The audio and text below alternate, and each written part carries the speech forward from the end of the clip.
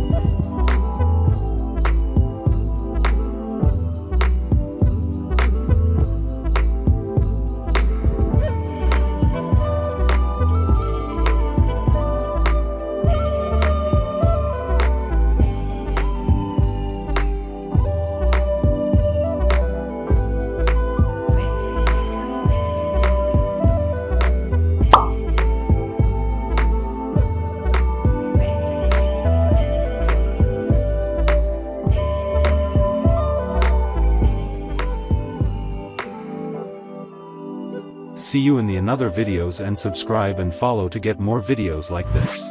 Thanks for watching.